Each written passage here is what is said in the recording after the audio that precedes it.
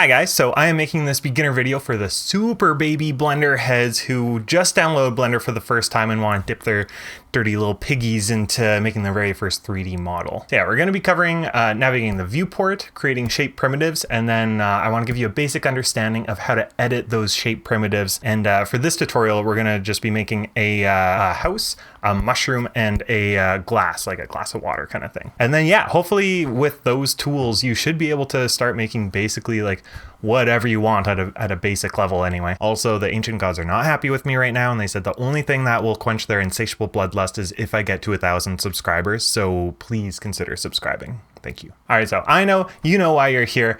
Let's not waste any more time. Let's just do it. A little disclaimer, I will be using a ton of hotkeys. I definitely recommend learning the hotkeys off the hop since they do speed things up a lot. And if you use Blender long term, you're going to be using them anyway. But if you're stubborn and refuse to learn the hotkeys, then everything you need to know is like up in the drop down menu, okay?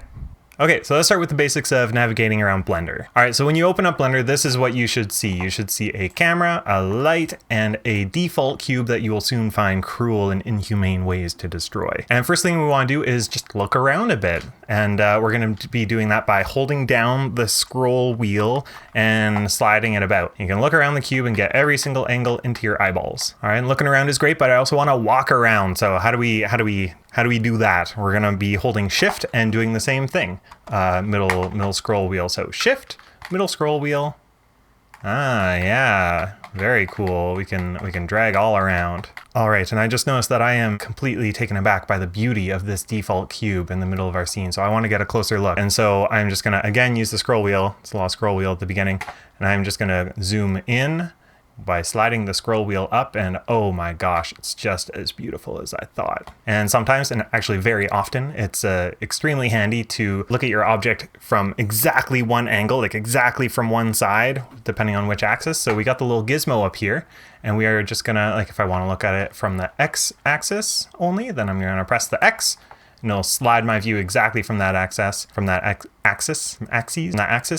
if I wanna go from Y, do that, it looks the same because it's a cube and it's completely symmetrical all around. And another handy thing that's going to help you a lot at the beginning is if you have an object selected, so I'll click on the cube and I press the period on my number pad, this one over here, it centers it in my view. So I can be like way over here, way away from my cube, and if I press the period on my number pad, I go right to it. If you don't have a period on your number pad, you can also go up into view and frame selected right here, and it does the exact same thing. Yeah, if you don't have a number pad, I would right click on that, change shortcut, and like add a new shortcut because it's like super handy. If all of a sudden you lose your viewport and it doesn't look like this anymore, it looks like that or that or that or that or that, and you're like, where is my cube? Just go to the very top left and click on layout.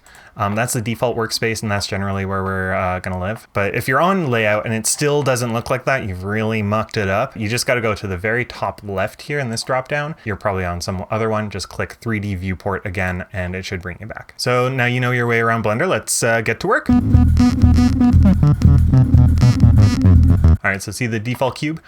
We are gonna use our open sourced godlike powers to move it with our minds, or with our mouse, you know, whatever. All right, so you're gonna click on it, and then we are going to press G to grab it, grab with G, and then we can move it wherever we want. And yeah, if I want to move it under the camera over here, I'm just going to click again, and it's going to set it in place right where we want it. So yeah, moving it's all well and good, but oftentimes you need to move it exactly on one axis. And so it's often handy as heck to just press G. And then if I want to move it like side to side, I just press X for the X axis, and then it is locked to that axis. Or if I cancel that, I press G and I press Y, then it'll go forward and back on that axis. Or I can press Z and it goes on the up and down axis. And yes, I know I said Z, it's because I'm Canadian, and if I say Z and not Z, then the Queen's ghost will haunt me and find me and destroy me. All right, sick. But you know, I'm taking a look at this cube and it's feeling a little too front on, you know? I kind of wanted to get a little angled. So how am I going to do that? I'm going to rotate it. And can you guess what the hotkey for rotate is? It's R, because it just makes sense. So you're going to press R, and then I can rotate it however I want. And then again, just click to set. But I'm going to Control Z that because I don't want it rotated in some random direction. I want it rotated on a certain axis. And guess what? We can do it exactly the same way we do with grabbing things with G. We can just press R to rotate and then Z to lock it on the Z axis, or X on the X axis, or Y on the Y axis.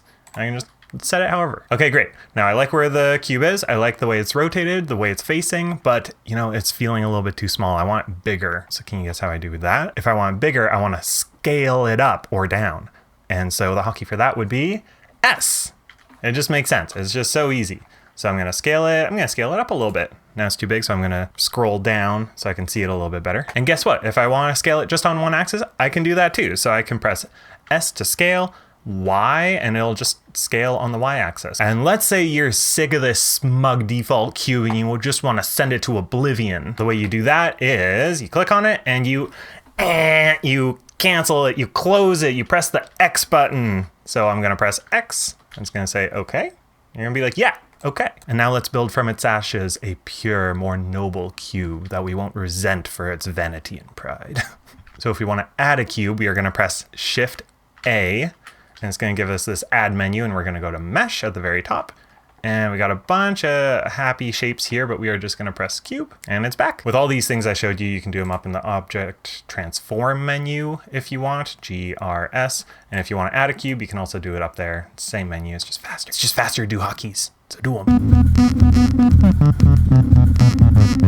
So all you really got to know about 3D modeling is that every 3D object is made up of vertices, edges, and faces, which are all kind of like intertwined, related, the same thing, but a little bit different. All right, so let me show you real quick. I have a single vertice right here in the middle. And if I make another vertice and connect them, I have two vertices and they are now connected by an edge. So an edge connects two vertices. Now, if I take that edge and I make it two and they're connected, we have a face. So this square that I have right now is made up of 1, 2, 3, 4 vertices, 1, 2, 3, 4 edges, which connect the vertices, and then one face, which connects all the edges and I guess by proxy vertices. So yeah, if you want to make something other than the very, very beautiful default primitive shapes that we have, you're going to have to venture into a thing called edit mode. So you probably didn't know it, but you've actually been in a mode this whole time. You've been in object mode up here. That's the default mode that's like scene wide. It's kind of like a macro, like you can place all the different models in your scene in object mode. But if you want to edit individual vertices, edges, and faces within a single model, then you have to go into edit mode. Luckily, it's super, super easy to get there. All you gotta do is press Tab on your keyboard. And we are now in edit mode. And yeah, that just toggles in between object mode and edit mode. Object, edit, object, edit. And if you're the type of person who might adopt a poor cat that needs a home, you can also just go to the drop down here and you can take a look at some of the poor, lesser known modes that we have a lot of sympathy for, and just skip past them and choose edit mode from there. Beginner tip, it's super, super common to think you're in object mode when you're really in edit mode and then be adding cubes or trying to select other models and be like, why can't I select other models? Just make sure you're in the right mode. So yeah, going back to our cube, let's play with it a little bit in edit mode. So I'm gonna click on it and I'm gonna press Tab to go into edit mode. And yeah, as I was saying, all 3D models are a combination of vertices, edges, and faces. And in edit mode, it gives you options to be able to select edges, vertices, and faces. So if we want to select vertices, we have to be in vertice select mode, and we do that by pressing 1. And then, yeah, you can see the individual vertices, and I can select those willy-nilly however I want. If you want to select edges, then I'm going to press 2, and that's going to bring us into edge select mode. And now I'm going to be selecting the edges. And then if you want to select faces, can you guess? You're going to press 3, and now entire faces can be selected. And if you're feeling a bit silly, then you can also select all these up at the top here, but it's way easier. Just remember the hotkeys, like I said, 1, 2, 3, 1, 2, 3, 1, 2, 3. Okay, but in 3D modeling, a lot of times you need to select more than one vertex, edge, or face. And how do you do that? Same thing as a lot of computers, you just hold down Shift. So I'm gonna select this edge, hold down Shift, and select that one, and that one, and that one, and that one. And it's also really, really common to want to select an entire row of edges or vertices or something like that. So I'm just going to subdivide this cube a couple of times to give it a little more geometry to show you. So I can select individual edges here, but if I want to select that whole edge right there, I'm going to hold down Alt, and I'm just going to click on it.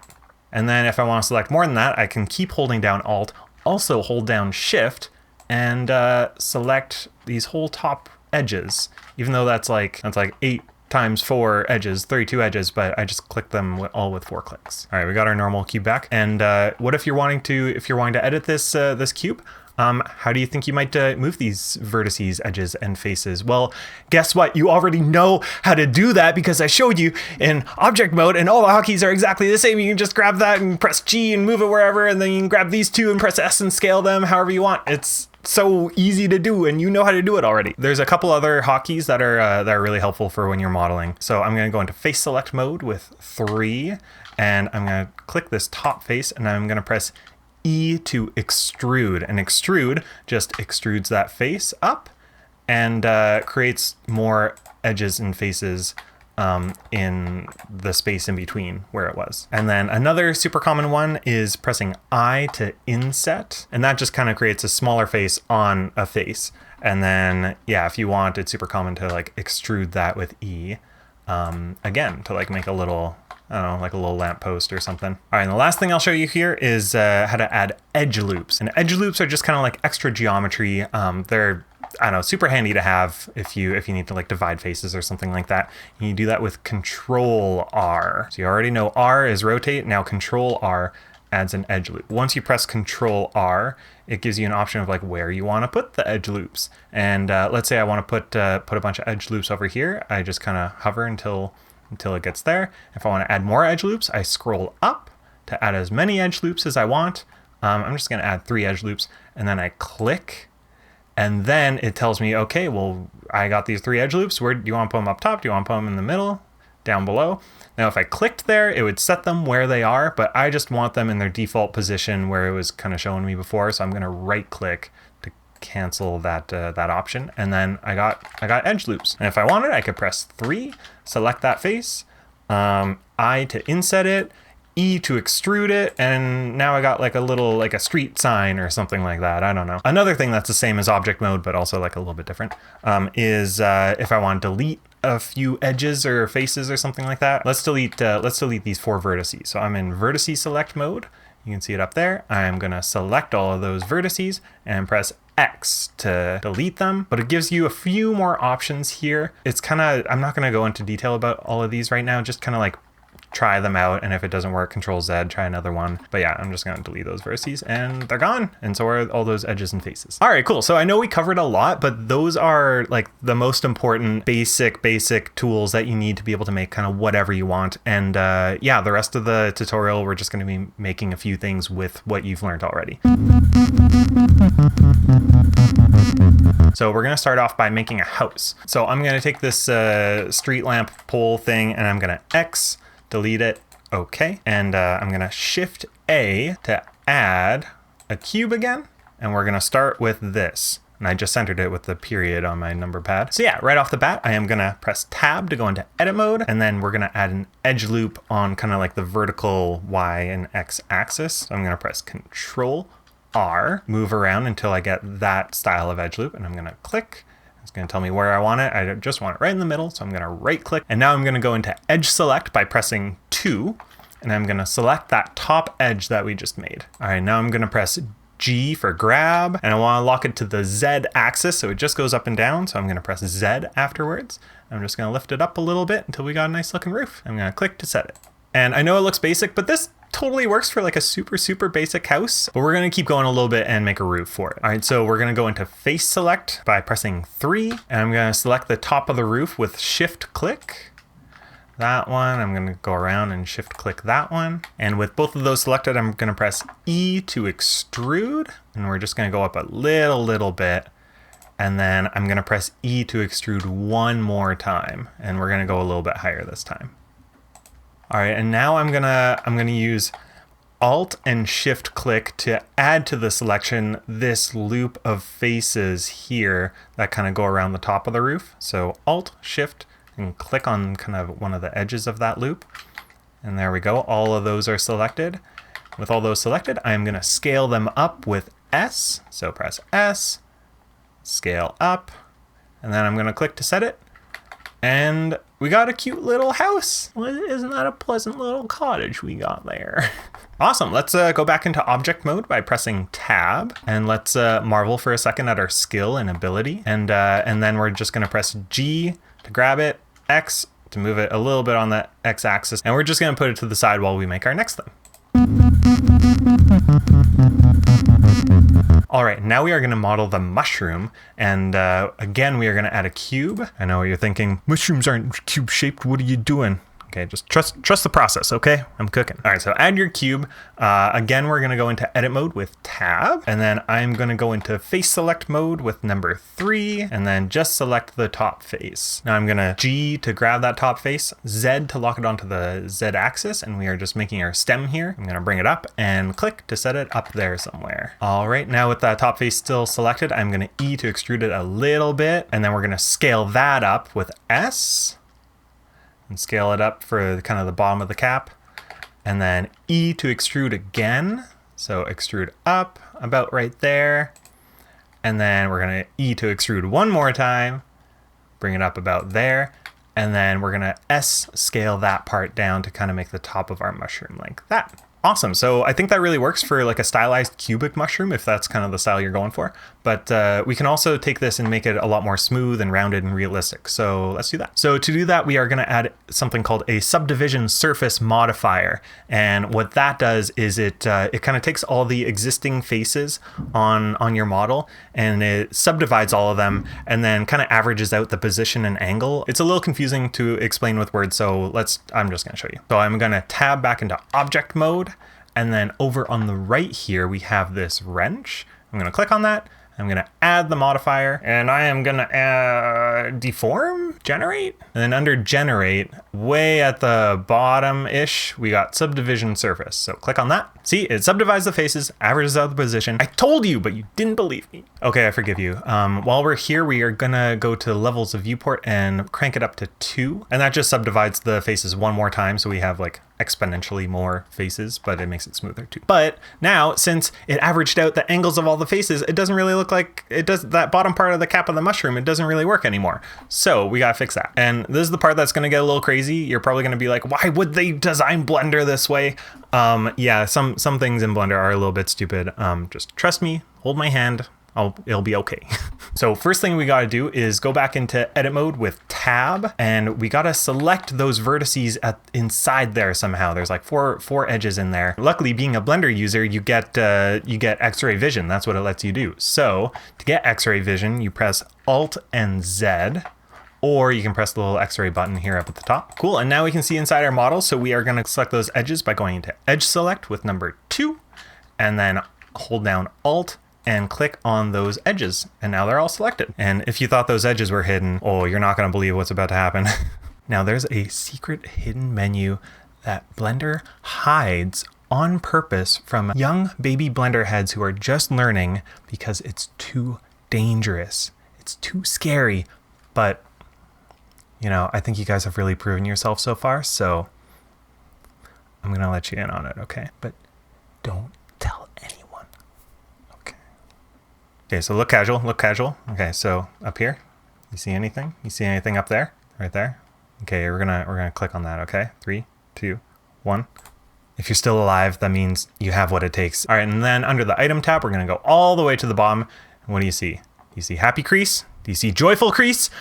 No, you see mean Crease. He got so mean because he's buried deep down dark in the hidden menu for so many years. So yeah, all you gotta do is you gotta take that and crank it up, and then that's kind of how we get our nice sharp angle on the bottom of the mushroom again. Sorry, that was a bit of a stupid detour, but I really enjoyed writing that. And yeah, if you want to skip the whole dark hidden menu thing, you can just press Shift and E, and that is the hotkey to do the mean crease on those edges. So yeah, let's do the same thing now with the bottom of the stem. So I'm gonna go into Edge Select with 2, and I'm gonna Alt click the bottom of the stem, which doesn't work. So I'm actually just gonna select all of them like that. And yeah, back into the hidden edit menu, I'm gonna up that mean crease, and it's gonna make a nice flat bottom of that stem there. All right, and if you're scared by the presence of the hidden menu, which is totally normal, by the way, you can just press N and it'll go away. That just toggles it on and off. All right, now the final step we gotta do is toggle back into object mode. So now we're in object mode, and we are gonna right click on the mushroom, We are gonna shade smooth. And what that does is it just kind of averages out all the reflections and refractions and stuff like that and make it so it's nice and smooth and looks like a real mushroom. I'm gonna go out of X-ray mode too, so we can just see it. That's a pretty good looking mushroom, I'd say. And you know what? It's a little bit big. And so what I'm gonna do is I'm gonna click on it and I'm gonna scale it with S down. So it's more mushroom sized. It still is pretty big, but yeah, not too bad. So yeah, that's basically a done mushroom, but I'm feeling a little fancy, so I'm gonna keep going. So back into edit mode with tab, and I'm gonna make an edge loop in the middle of the stem there. So I'm gonna press Ctrl R and wait till I get to the middle there, and I'm gonna click, and then I'm just want it right in the middle, so I'm gonna right click, and now I'm gonna take that edge loop that's already selected, press G to grab it and just move it to the side a bit, and that just kind of makes our mushroom feel a little bit more organic. I'm also gonna scale it down a bit, which is S. Press S to scale. Yeah, there we go. All right, one final thing I'm gonna do is in edge select mode, I'm gonna select those same edges at the top of the stem that we were editing before. If you need to go into X-ray mode, you totally can with Alt Z. And I'm gonna just move those up into the cap a little bit. I feel like that'd be a little bit more realistic. So I'm gonna press G to grab those and Z to lock it to the Z axis and just move it up into the cap a bit. And I'm gonna click down to set it there. And now back out of X-ray mode so I can see the final thing, Alt Z, and I'm gonna tab back into object mode to just get rid of all the vertices and stuff. That looks like a pretty realistic mushroom, eh? I think that's pretty good. It's not perfect, but it's pretty good. I know a lot of mushrooms are usually like pretty colorful and weird, and there's a lot of different types of mushrooms. So if you want to learn how to paint this mushroom with texture paint, I'll make that video sometime in the future and I'll link it here. All right, and just like the house, let's G to grab it, X, and we'll move it to the side by our old house. So for the final object that we're gonna model a glass for like a glass of water type of thing.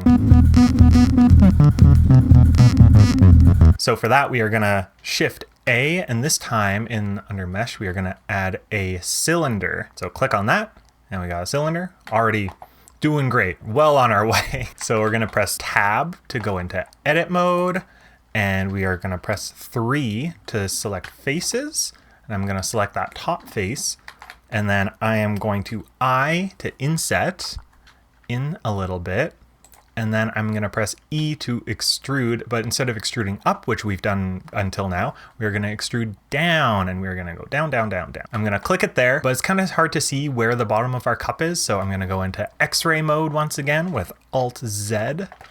Now I can see that face, and I can G grab it, Z down on the Z axis, and I'm gonna put it like around there. All right, and just to see the basic cubic version of this, I'm gonna tab back into object mode, right click it, shade smooth. I'm gonna go back into not X-ray mode just so I don't kind of see different parts of it with Alt Z. And like already that's a pretty good looking cup. There's definitely a lot wrong with it, but it would work in the background. But yeah, just like what we did with the mushroom, let's make it a little bit more realistic with a subdivision surface modifier. So again, at this wrench over here, we are gonna add the modifier. Where did I say it was? Generate subdivision surface, and let's click there. Okay. But you can see it kind of messed up our cup a little bit.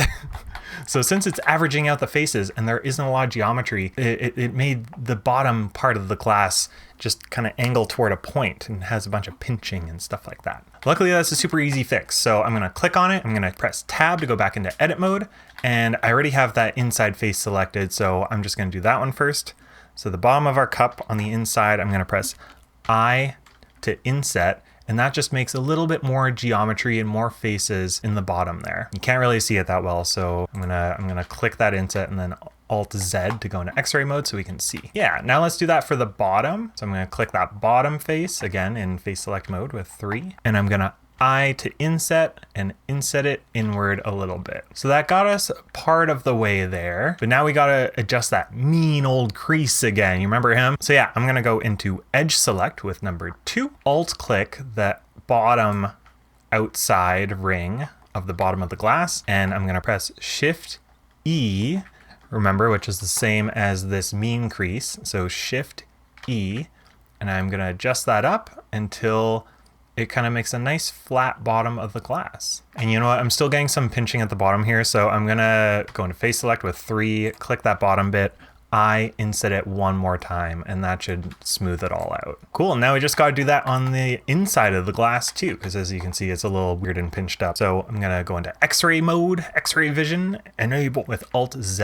and it's kind of hard to see because we kind of got the same thing on 2 levels, but I'm gonna go now into Edge Select, Alt, and click that inside edge, and I'm gonna press Shift and E to affect the crease, and I'm gonna just bring that like basically all the way into crease mode. It's at like 0.83 or something like that. Cool, and now I'm gonna go out of X-ray mode with Alt-Z, and that looks pretty good. We don't even have like any pinching or anything really. Okay, maybe a little bit, so I can see a tiny bit like around here. Maybe you can't with the compression. I'm gonna click that face, I inset, and that should smooth it out. All right, and then one last thing, you can kind of see the top of the cup, it's a real sharp angle up there. So I'm gonna add a little bit more geometry there so it's more curved with an edge loop going all the way around the top of the cup. So Ctrl R, and then yeah, I want it just on that top part of the cup. So I'm gonna hover along an edge there and press click, and there we go. All right, and you know, this is a pretty good cup. It looks pretty cool, but I want to show you guys what it looks like with a glass material, because glass materials are super easy to do and they look really, really good in Blender. So let's do that. So up at the top, hit the shading workspace, click that. So for a computer to like read the image, it needs to render it to like kind of show how the lights and shadows work and stuff like that. And there's different ways that you can render the image. So right now Blender is using the default renderer, which is called Eevee, but we want the one that's a little harder for the computer that makes glass look really, really good, which is called Cycles. So we are gonna go up to this digital camera, this one that kind of has the back of the digital camera, and that's our render properties. We're gonna click that. And then the render engine, you can see right now is Eevee. So we are gonna click on that and switch it to Cycles.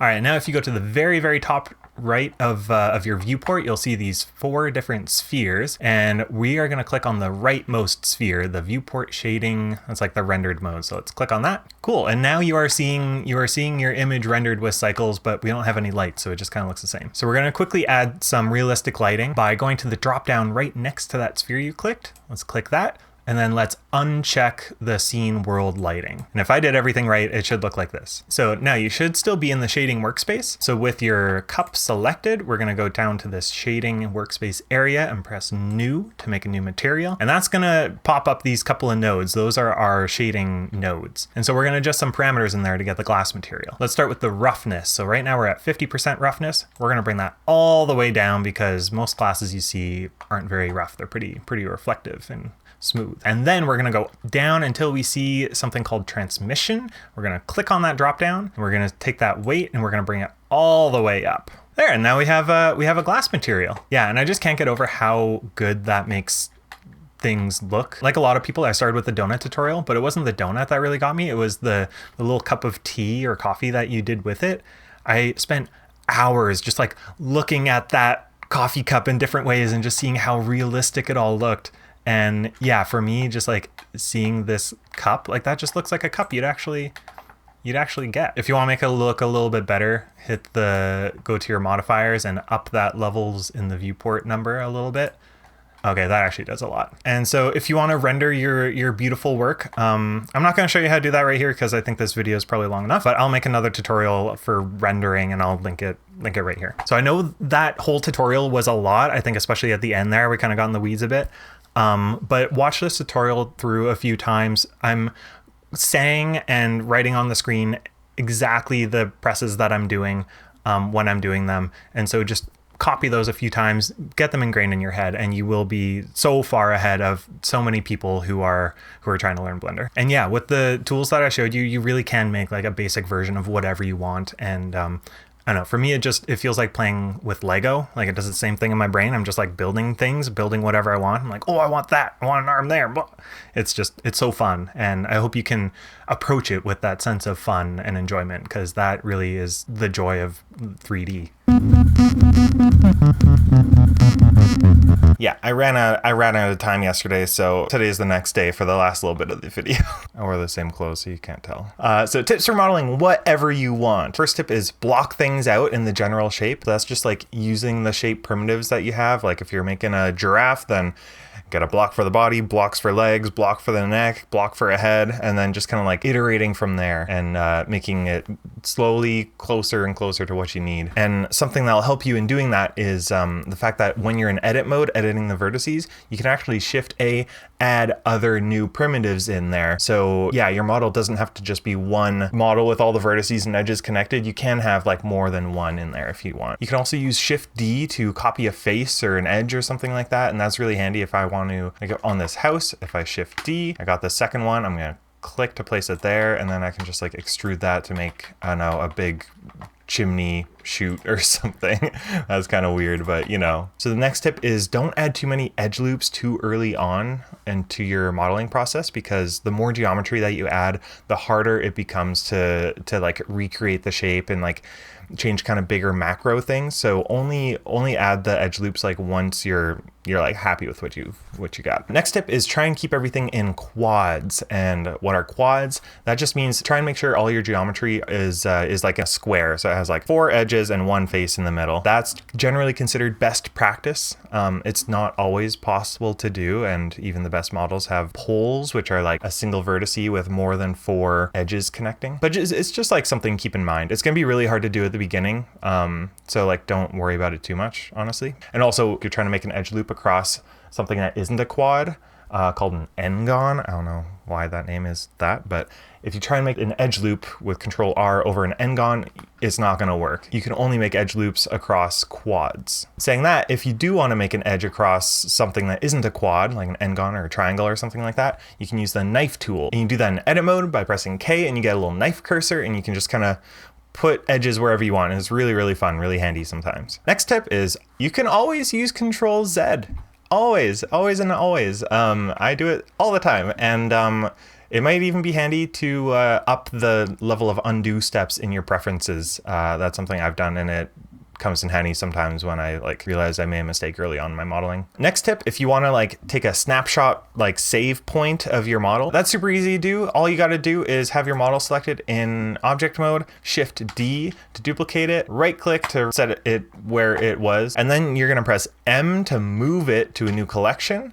I'm going to say new collection, and I'm going to just call it save. Okay. And then in the outliner up at the top right here, that's the new collection.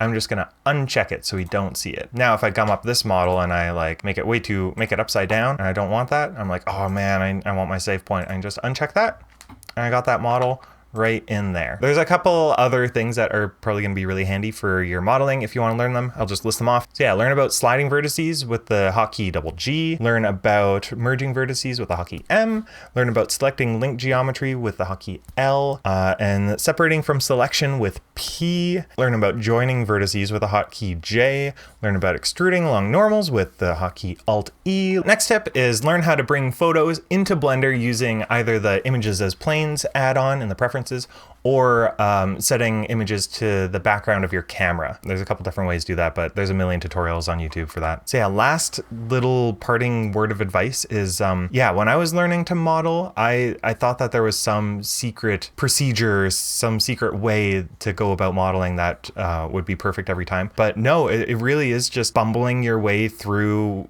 the vertices and edges and faces and scaling things and kind of iterating, and like it's a very, very messy process, I find anyway. And it's very, very fun that way as well. But yeah, just trust the process. If you think you're doing something too janky, you're probably not. There's a million ways to end up at the same result, and just keep practicing. You just get better every single thing you make. So, and there's also like a bazillion modeling videos on YouTube. So if you want to like, I don't know, how to model a futon cushion, like you can just look it up on YouTube. I bet there's something out there for that. But also if you get super frustrated, take a break, because it can be really frustrating sometimes. You'll come back to it. It's super fun. So yeah, I know we covered a lot today for a little baby Blender head, but these are a lot of the tools that you really need to get started in Blender to just have the most fun.